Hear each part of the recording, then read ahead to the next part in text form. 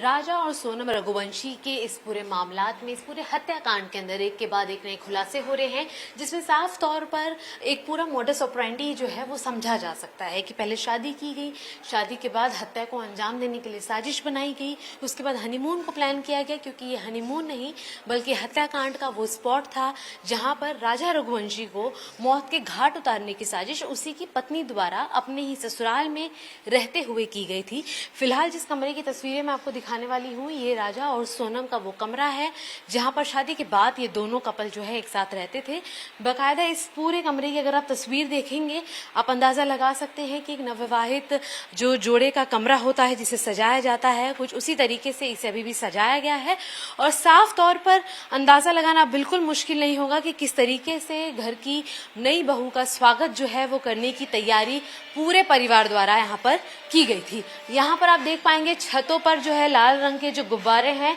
ये लगाया गया है साफ तौर पर, और वो इसलिए लगाया गया है कि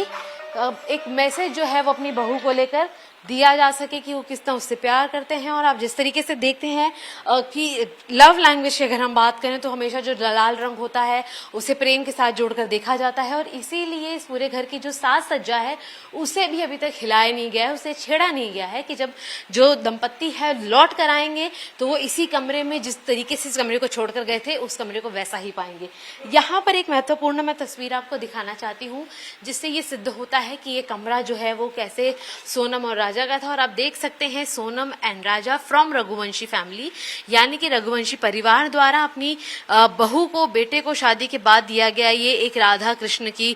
मूर्ति तस्वीर का तोहफा है, जो कि यह बताता है कि किस तरीके से एक धार्मिक संरचना के साथ भी जो है परिवार जुड़ा हुआ है और इसे आगे ले जाना चाहता है। पूरे तोहफों की हम बात कर रहे थे। यहाँ पर आप देखेंगे ये कमरा, ये उनकी अलमारी जिसके अंदर अभी भी उनके कुछ सामान है, हालांकि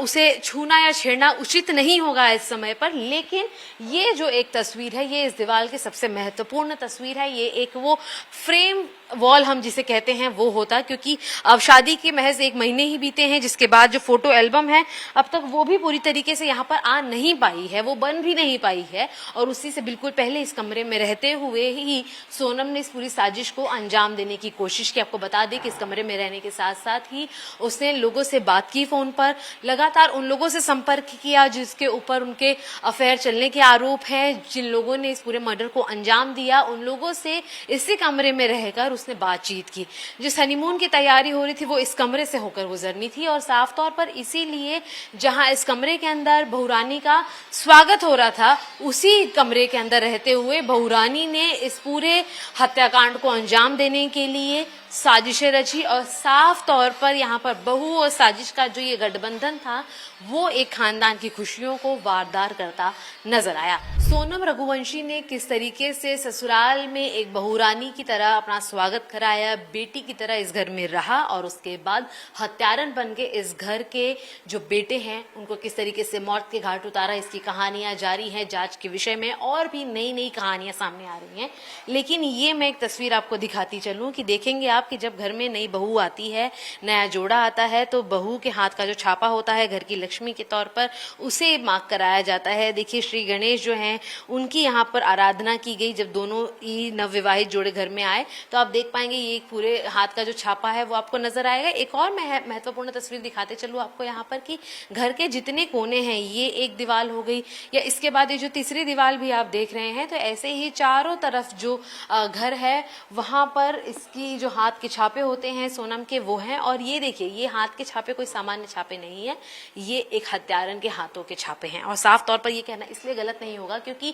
कौन सी पत्नी शादी के महज 5वें दिन पर इस पूरी साजिश को अंजाम देने की प्लानिंग करती है, प्लॉटिंग करती है। और यहाँ पर मैं शादी का घर था और चीजें अभी भी ऐसी की वैसी हैं। आप देखेंगे कि ये जो जूती है, ये जो मोजड़ी है, ये आप देख पाएंगे कि ये दूल्हे राजा बने राजा रघुवंशी की है। और साफ तौर पर घर और कमरा जैसे का तैसा बना हुआ है, यानी कि घर अपनी तरह नॉर्मल, बैक टू नॉर्मल भी नहीं हो पाया था, दोबारा उसको व्यवस्थित भी नहीं किया गया था। और उसके पहले ही सोनम ने इस पूरे घर की जो खुशी थी, रौनक थी, रंगत थी, उसे छीन लिया। यानी कि इस जूते को पहनने वाला, शेरवानी पहनने वाला राजा रघुवंशी दोबारा राजा के तौर पर इस जूतों को ना पहन पाएगा, न उन्हें निहार कर अपनी शादी की यादों को ताजा कर पाएगा। बताता है कि आपके घर में जो एक बहू यहाँ पर लौटी, जिसके हाथों की छापे लक्ष्मी के तौर पर आप अपने घर के चारों ओर लगाना चाहते हैं, कैसे उसने इस पूरे घर के अंदर खून के धब्बों को छोड़कर एक काली यादें घर वालों को सौंपी है। मृत्युंजय के साथ शिवानी मिश्रा, टाइम्स ऑफ भारत के लिए इंदौर से।